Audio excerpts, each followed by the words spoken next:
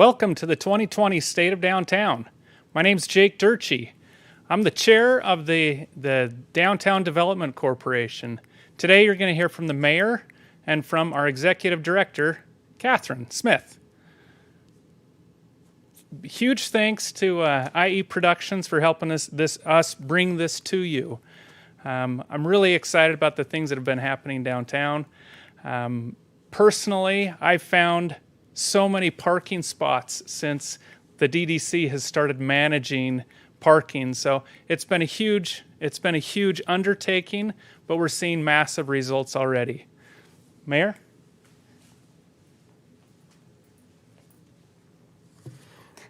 Hello, IFDDC. I bring you greetings from City Hall. I am very thankful to be included as a part of this annual meeting. Every year, I receive the invitation to share a few words with you, and I'm really grateful that the city is perceived as a partner in what the IFDDC does. The fact is that my office relies very heavily on IFDDC to be the eyes and the ears of the downtown community. I believe it is it's our communication with Catherine and IFDDC leadership that helps us to ensure a more successful downtown experience for everyone. In recent years, our focus has been almost solely on the physical attributes of downtown, such as streets, improved handicap access, street lights, improved electrical infrastructure, new water lines, trees and new planters, etc. Some of that, now, such as the water and electrical infrastructure, which costs, well, in the millions to replace or to redo, simply takes years and years to plan for and to finance. But we continue to be committed to enhancing the downtown experience for the entire community. Now, why? The answer is simple. It's because it makes sense.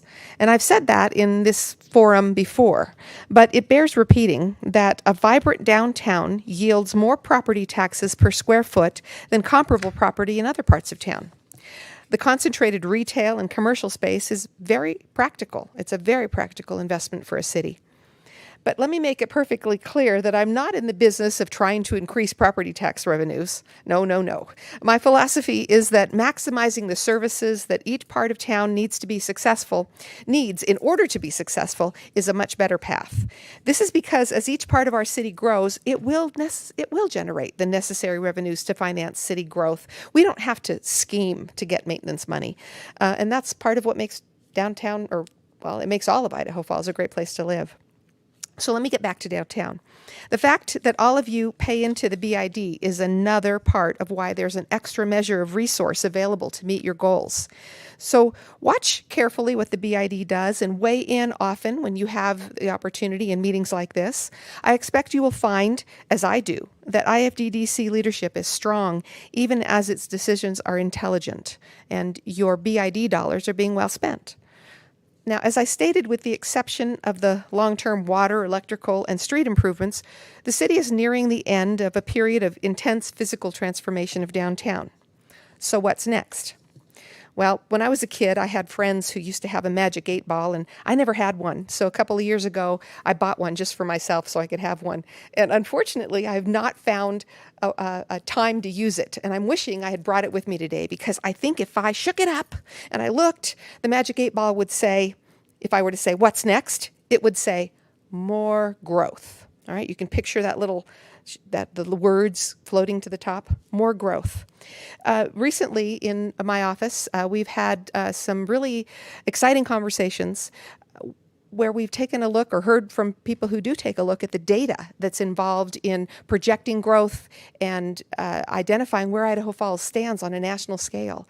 And in fact, it's really interesting to me to have learned that Idaho Falls is at the top of a lot of national measures when it comes to growth. We're just a hot spot for the kind of growth that we're capable of. We're considered a tertiary market in the country, right? We're not a New York City, which is a primary market, and we're not a secondary market like maybe a Salt Lake or an Austin or something. We're a tertiary market, but we are poised at the top of the list for tertiary market growth throughout the country. We're number one. So I will tell you that that has incredible repercussions for housing and the demand for housing. Many of you are probably paying attention to housing costs, how easy it is to sell, how hard it is to buy. Maybe you're taking a look at your property values and wondering why your property taxes are going up. Well, it's because property values are going up because supply and demand is hot right now, as Idaho Falls is hot right now. So if you want more information on that, I encourage you to watch the City Club presentation on November 12th, where we have an expert or 2 or 6 or 7 who are going to share with you data on Idaho Falls and the housing market. But back to the things I know more about, I will tell you that with so much growth going on in eastern Idaho, it's now going to be up to the businesses in downtown Idaho Falls to strive to achieve the highest and best use for each and every office building and retail space that you have. We see evidences of that already as downtown vacancies are occurring and then disappearing, and remodeling is happening.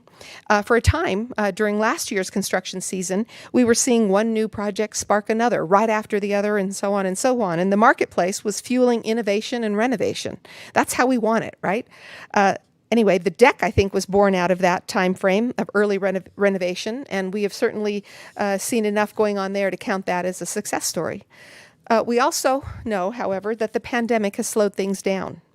Let's face it, it actually completely wrecked some aspects of this year's construction season. I'm sure many of you had plans that were put on hold or possibly ruined, right? But the everyday profits that are needed to finance business growth and retail expansion have just been hard to come by, unless, like Royal Theaters, you had your expansion plan in the can, just waiting for an opportunity like the shutdown.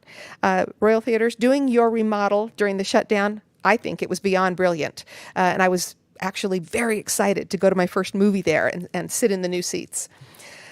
Anyway, for everything else, I'm setting my sights on the 2021 construction season, when we expect that local banks will be interested again and the customer base will revive.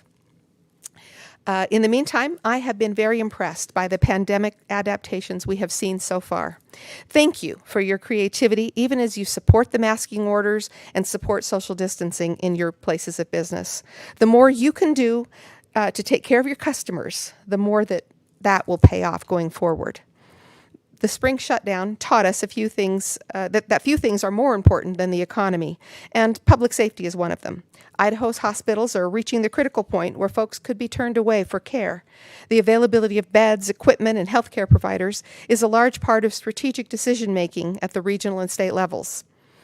By now, you know that our governor has rolled us back to the modified Stage 3, and that is a large part of the strategic decision-making at Sorry, I already said that. I have to back up here. By now, you know the governor's rolled us back to Stage 3, and for a business-friendly governor like ours to do that is pretty significant. Fortunately, his order does not impact businesses other than to require that masks be worn. Now, in restaurants and bars, they're also going to require that patrons be seated. And then finally, they're going to limit gatherings to 50. But for those places that have lots of space, there may be an opportunity to work with the local health district to see if your space can be evaluated and identified as being suitable for a gathering larger than 50. Again, I simply want to say thank you for cooperating through this unprecedented time and for putting public and economic health high on your list of priorities. Now, even as the city turns its attention to other projects like housing and installing fiber throughout the city, please know that the success of downtown will always be a natural priority for the city. I'm confident city staff and I will always have answers to your questions and will always be willing to answer them. And if we don't know the answers, we're going to have to find one for you.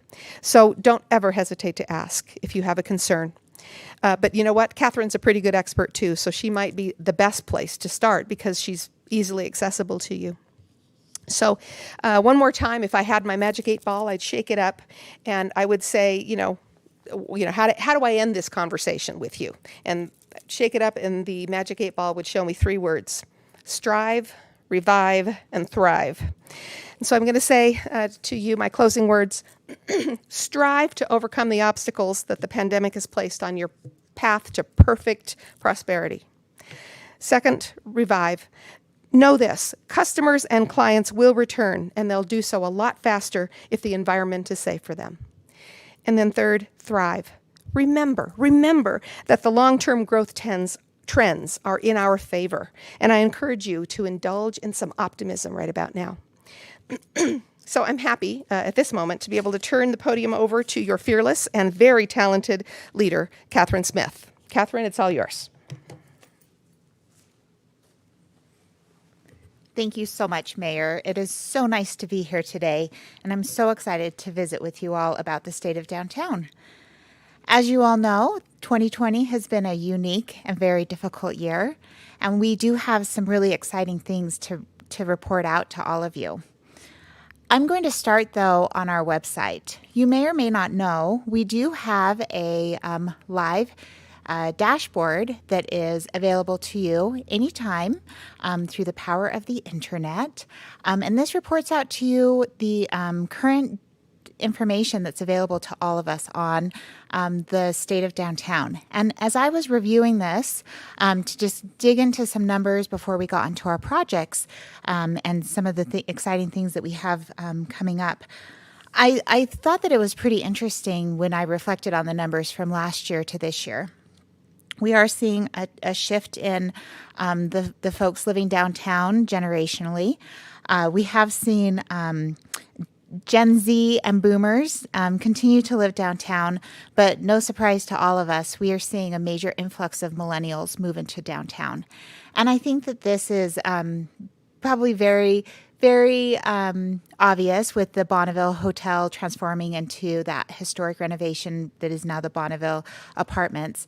But we did see a increase of 35% growth of millennials in downtown. So we're on trend with what we are seeing in other downtowns, but it was very interesting to compare the numbers. So I encourage you all, go online, just a quick snapshot of what we have available online for all of you to review. And you can pull these numbers and these reports and review last year to this year.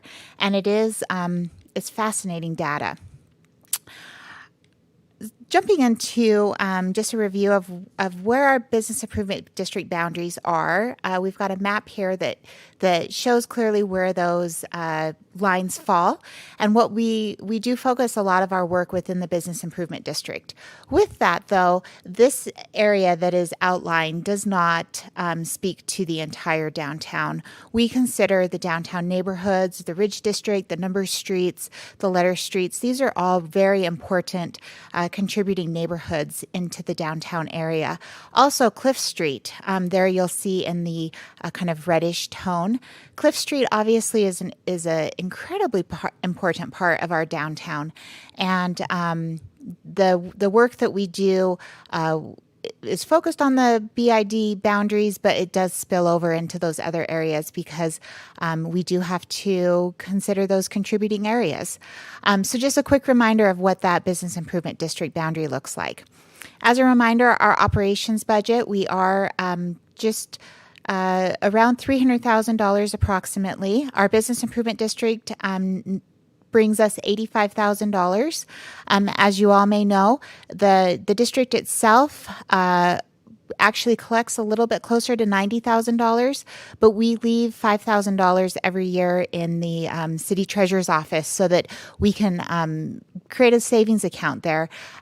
A little bit later in the presentation, I'm going to talk about our Broadway project that we did wrap up and complete, and we were able to invest $50,000 into that project along with the grant dollars that were awarded to be able to make that project happen. Our parking revenue has increased from years past. It's about twice what it was last year. And that is because we are managing the on-street parking, which we're going to talk about in a little bit. Our event income is probably the biggest question that we have right now. And it's budgeted into our operations budget. We have our fingers crossed that we'll be able to start hosting our events again, hopefully Q2 of 2021. But we really don't know. We'll have to wait and see what happens with where we're at with the crazy COVID-19 world. But that is our hope. And you can see that from the 6 or 7 events we host every year, the those incredible street parties. We do raise some good dollars, but those events are expensive to put on. So we do net out some good expenses there. And then grant writing. We do like to chase down as many grant dollars as we can. And this year I'm hopeful we'll chase down $23,000 in grant dollars for our operations budget. As a reminder, our organization makeup, we've got 14 board directors. These are downtown property owners, merchants, business owners, and we do have 3 full-time staff. Mala Lyon, who I hope you all know, our wonderful operations manager who's been with the organization for over 20 years. We have our full-time parking ambassador, Juan Hernandez, and our part-time parking ambassador, Ed Oraya. So there's 4 of us, and we are excited every day to get to work and do this work. So projects. So as a quick reminder, I'm sure we all recall the Broadway project that did. It was an undertaking. A lot of construction happened, and a lot of traffic was backed up. But that project overall, I think, has been a pretty incredible transformation to the space. We were able to select the appropriate trees for the area. It was painful to lose the trees, but we do now have the appropriate trees planted in that very urban, high traffic area. We also have some wonderful pots that are much more easier to manage, and we're excited to plant those every single year. We were able to take care of these dilapidated planter boxes, take care of these grates.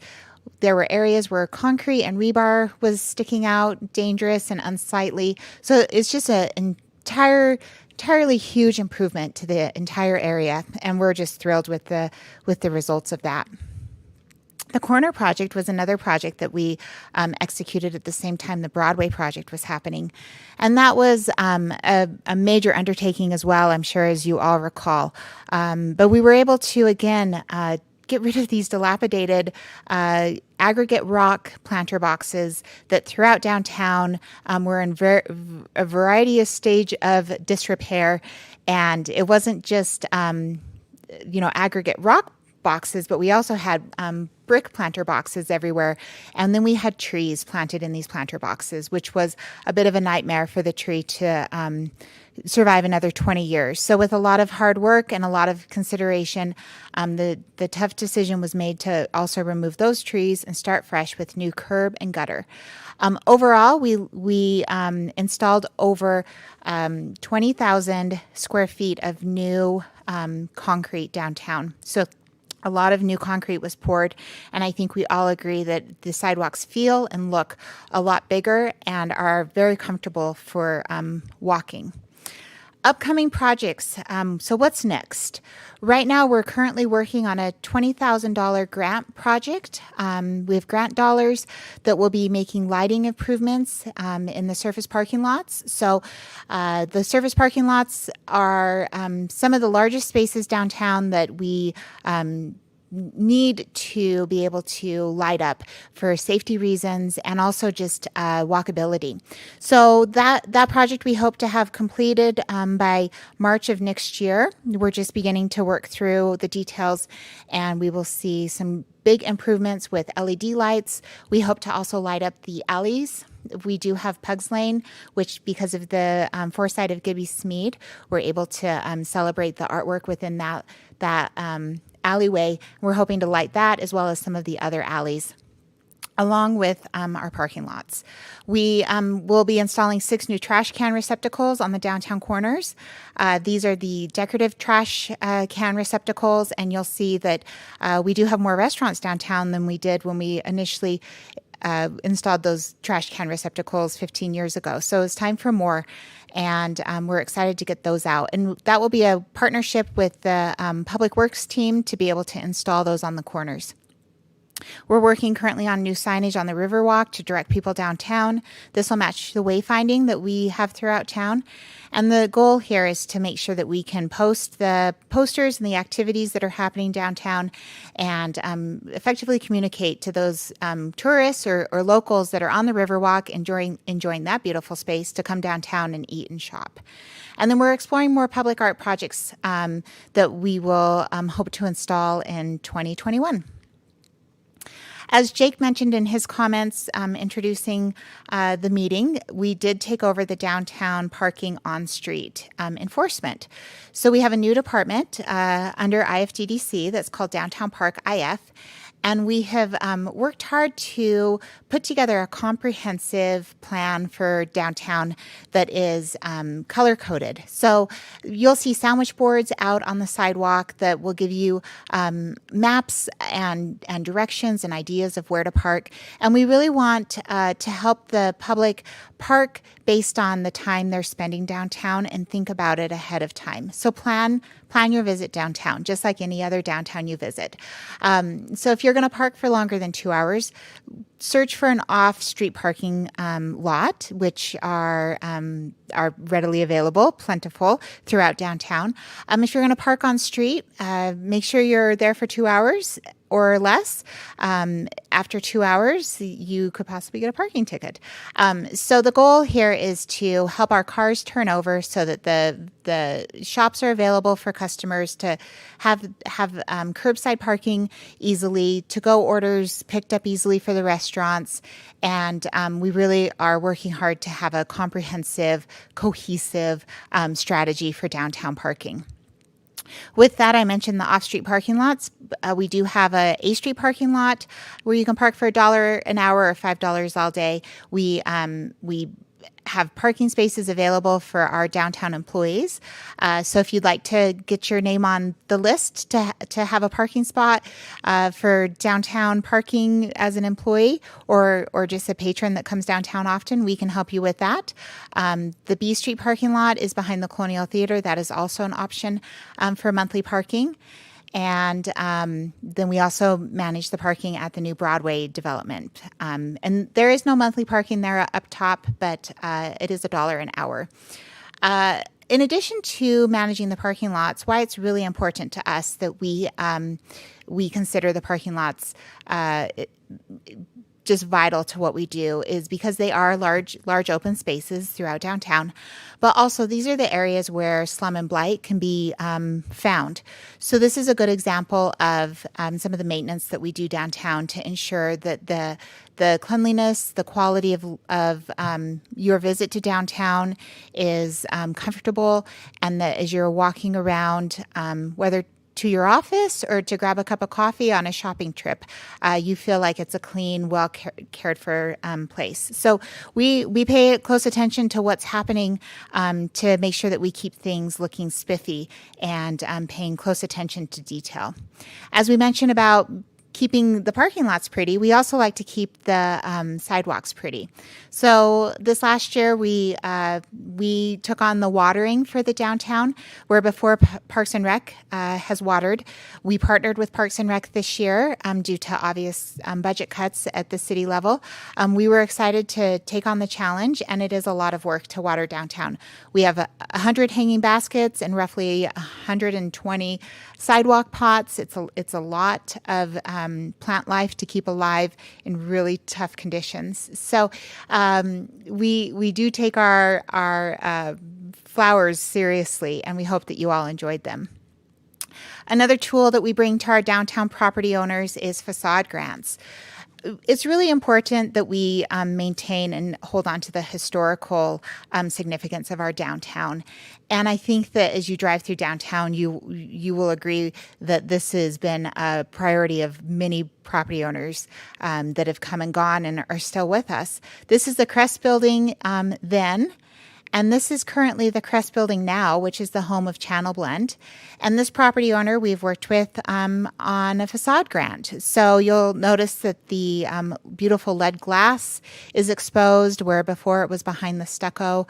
This project is one of our projects that has been done for a while, but we are quite proud of being able to partner with that property owner to bring that building to life.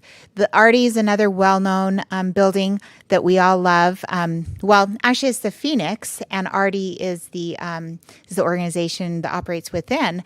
But we were very thrilled to work with the property owners there with the renovation of their facade.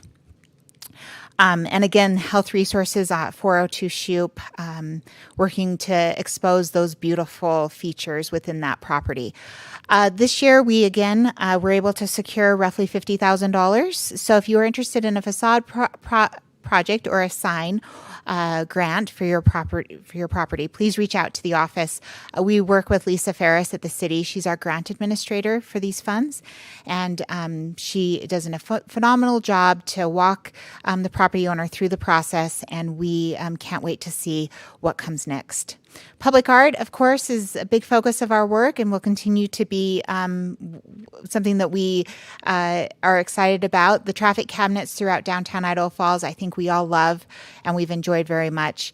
And we've also been very excited to work with the local artist. This is Sharon Wright, and she, of course, is the artist of the butterflies on the side of Snakebite.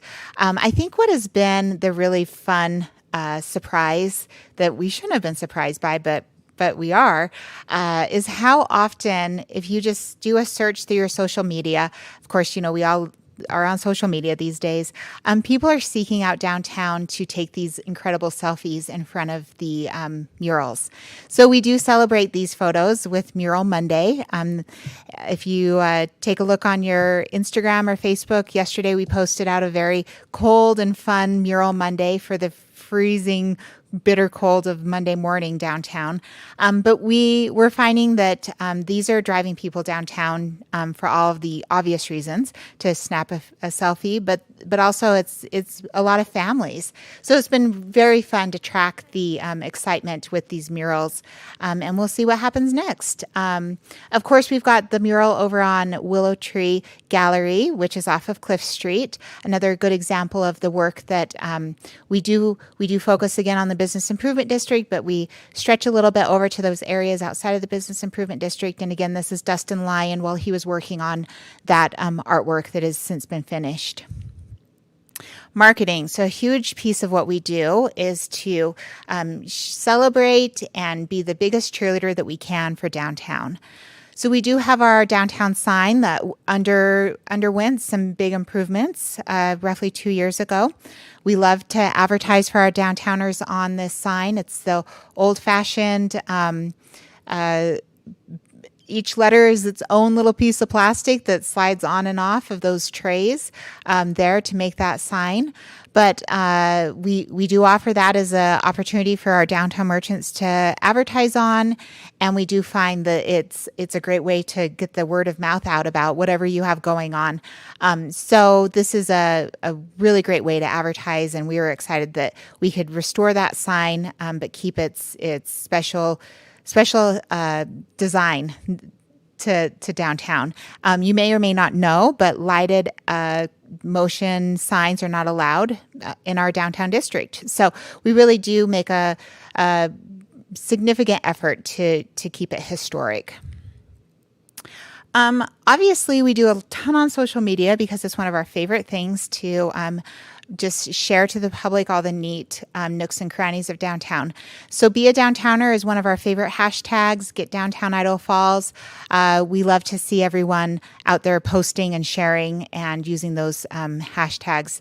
And then one of our very favorite efforts, because we're all a little bit dog crazy at IFDDC, is we love our dogs of downtown Idaho Falls.